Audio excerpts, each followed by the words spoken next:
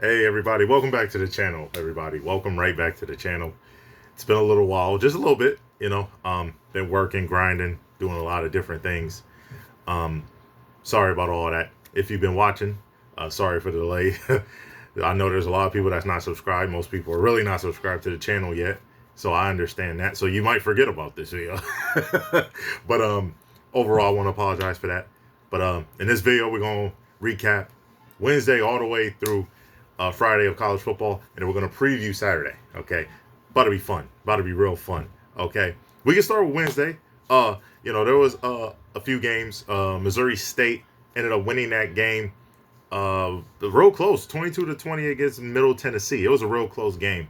Now Missouri State goes to 3-3, while Middle Tennessee is 1-5. That's one of the games. Liberty is 2-4 after beating UTEP, who is now 1-5. It was 19-8. Okay, that was a game that Liberty started pulling away as well. On Thursday, that was an interesting day too. Louisiana Tech scored the first touchdown, 7-0. After that, Kennesaw State ended up blowing them out the water. It was 35-7. Just I think 35 unanswered points. It was a blowout, a whooping. They're both now 4-2. I believe they have both at least 1-1 or 2-1 in their conference, something of that nature. East Carolina lost to a really great Tulane team. Great Tulane team. I believe that lost to Ole Miss, who you already know about Ole Miss. They're a great football team. I believe undefeated, ranked, if I'm not mistaken. So Tulane ended up winning. Jake Retloff, I want to say his name right, was balling. He was cooking, running and passing the ball. He was flat out amazing, throwing great touchdown passes, distributing the ball to different receivers and stuff like that. He was on fire. Southern Miss was doing real well. Started off real well. Scored like 4 straight touchdowns. Georgia Southern came back, but they ended up losing 38-35. Okay, Georgia Southern is 2-4, while Southern Mississippi is 4-2. That was a real tight game. Started pulling away. Georgia Southern they made it a game after allowing 4 straight touchdowns like that. Crazy work. On Friday, this is when it got a little wild. I ain't gonna lie. This got really, really unbelievable and really crazy. This got crazy. South Florida and North Texas was amazing. Okay. South Florida did a great job.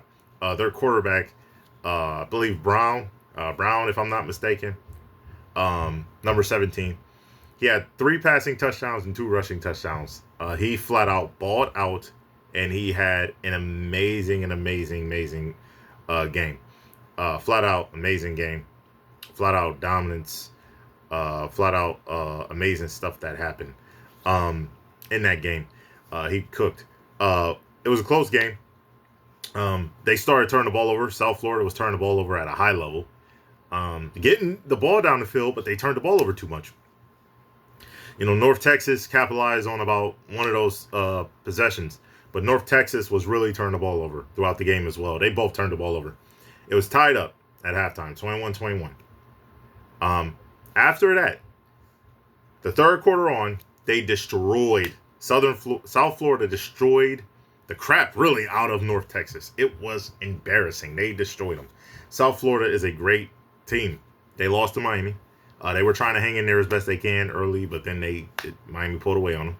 But overall, man, South Florida is a great team, and North Texas is a good team. They have a great freshman quarterback who threw his first interceptions of his career of the year in that game. He's a redshirt freshman. He'll be better. He'll be all right. But he's a real good quarterback. I love how he plays football. He was, I think, on the depth chart as 6th quarterback or something like that. Going into last season, he worked his way up. He played in the bowl game, did a great job in the bowl game. And towards the end of that year, last season, now he's had a great start. But he ran into a South Florida team that's 5-1 now, and that's amazing, who's beating good teams like Boise State and beating Florida, who Florida's competitive in a lot of games. In about every game, I think they've been competitive for the most part. And they're a great SEC team, great team. So they've been good. So that's a tough game right there. South Florida is now they could be in the driver's seat. Memphis and Old Dominion are really really in good shapes. I don't know if they have a higher percentage. I think they still have a higher percentage to be one of those group of 5 teams that make the playoff. Uh, but South Florida now with the win is probably at 20%. I mean, they're in that conversation now. They're in that conversation. So, South Florida did a great job. They're having a great year. They're going to be great all year long for sure. Rutgers and Washington, that was a tight game. Okay, Rutgers was up 13-7. After they were up 13-7, Washington started pulling away and started dominating the game. Only allowed 1 touchdown after that. Okay, just flat out dominance from there. Desmond had a career high in passing and rushing. I think he had over 400 yards passing with about 2 touchdowns. Desmond Jr., who competed real well against Ohio State at quarterback, did everything he could. But he also in the run game had over 130 yards, I think 136 yards and about 2 touchdowns. He was on fire. That man threw the ball real well, made all the right throws, all the right reads. That's a Heisman candidate type player. That dude played like a Heisman. That dude's a beast, but there's a lot of Heisman candidates that's up out here. He flat out balled out. Crazy greatness right there. Washington pulled away, and the rest was history. Now they're 5-1, and they're a good team. You never know. They probably could be or should be ranked, but there's a lot of good teams that are ranked in the college football right now. So you got to give credit to Washington being real good. And the Rutgers are now 3-3, trying to get back on track, on track of what's going on. They've lost some games the last few weeks, but, trying to get back on track under their head coach, Greg. So they'll be fine, I think. Another game that was shocking, in my opinion. Fresno State, after losing to Kansas, has been great. They won 5 straight games. Been amazing. They ran into Colorado State, who dominated them to start the game. It was 14-0. Then they scored another, I believe, 21 points in the second quarter. It was flat out unbelievable. They was dominating in that first half. Man. Dominating. It was unbelievable. Okay, it was 35-14, if I'm not mistaken, at halftime. Fresno State tried to come back, try to get going. But then again, Colorado State started pounding on them, especially going in that fourth quarter. So that game was crazy. That game was shocking. Fresno State is 5-2. They're going to really be in trouble when it comes to the group of 5 team, making it out of that group of 5 and going into the college football playoff. That's going to be tough, especially after losing to a Colorado State. That's going to be tough. But we'll see how it goes, though. We'll see how it goes, right? But now we lean into Saturday. Here we go. It's about to be fun. I'm telling y'all right now. There's so many ranked teams playing some good teams. Some of those teams are ranked, some of those teams are not. But I'm telling you, it's going to be fun matchups. We're going to start with OSU versus Illinois. A top 25 matchup that's going to be amazing. Both quarterbacks, Julian Sand and Altmaier, I think his last name for Illinois. They are both amazing quarterbacks, 2 probably of the best. They might be the 2 best. I don't know. Because Oregon has a great quarterback right now who's on a lot of draft boards right now. And then Indiana has a great quarterback too. We're going to talk about that a little later. But let me tell you something. They have 2 great quarterbacks, Ohio State and Illinois. And they have receivers that they can throw to with anybody. That game is going to be fun. It's special. Both defenses are really good. Okay, Illinois bounced back after getting blown out by an Indiana, who's a great team. Indiana's undefeated. Okay, and Ohio State has been amazing the whole year. Has been the number 1 team on offense, on defense for sure. And their offense is getting up and picking up. There's a reason why they're the number 1 team in the country. Okay, this is a reason why, and I think they can show it against Illinois. But Illinois going to be in there down in Champaign, baby. Champaign. Okay, it's going to be fun. It's going to be fun. Y'all better be ready for that one. Another one that's going to be really special is Alabama versus Missouri. Alabama, after losing to Florida State, looked like the earth was falling. Looked like everything was falling up from underneath them. And then they start coming back and winning, and then they beat Georgia. Okay, let me tell you something. They play against a great Missouri team that is undefeated and that are really good. They're really good. They are really good at football. They're really great at it. They are fundamental on both sides of the ball. That game's going to be fun. They're ranked 14. That's going to be fun down in Missouri. Catch that game. I'm telling you, catch that game. That's going to be fun. Another one I told y'all earlier. Indiana and Oregon probably have the 2 best quarterbacks in the whole country. Just being honest. They probably have the 2 best quarterbacks almost in the whole country. Definitely in the Big Ten. I think his last name is Mendoza, I believe. Hopefully I got his name right. That's for Indiana. That guy can sling the ball anywhere and everywhere on the field. Amazing. Okay. But Dante Moore is amazing too. That guy is a special player. He redshirted last year when coming into Oregon. Flat out amazing. He played at UCLA, I believe. flat out amazing, man. He's flat out a great football player, a great quarterback. Them two are probably going to be in the first round of the draft. I mean, they're flat out amazing, man. Just flat out amazing. So that game's going to be fun, high scoring. They both got great defenses too. We're going to see what hits. Is it the offense or is it the defense? Which one's going to come out? They both. I think there's going to be great defensive plays and offensive plays in that game. Guarantee it. I know it will happen. Watch that. That's going to be a movie too. Okay, Oklahoma versus Texas. Come on, man. The Red River rivalry. Okay, Texas lost to a tough Florida team. Okay, by 8 points. But let me tell you something about that. This is a rivalry game. This is different. This is different level of football. Okay, this is different level historically of football right here. They have been tied 34-34-1 in the last, I believe, 70 games or so. They are dominant, flat out. If I did the math right, 34. Yep, I think I did the math right. They're either 70. They tied with her within the 79 to 70 game range. They are flat out amazing. Okay, flat out amazing. Both teams. Texas is trying to pull back, get a big win with Arch Manning at the quarterback position against Oklahoma. I believe John Mateer is going to play in this game, if I'm not mistaken. He's been fighting, trying to play this game. I think he will. So that's going to be a fun game right there. Y'all already know that's going to be special. NC State, you got to be careful, Notre Dame, because NC State could give Notre Dame some trouble. Okay, but I think Notre Dame could pull that out. They're ranked 16. They're 3-2 versus NC State, who's 4-2. That could be a trick game too. Iowa State versus Colorado. Colorado only had one bad game that I've seen. I've seen them play. They only had one bad game overall.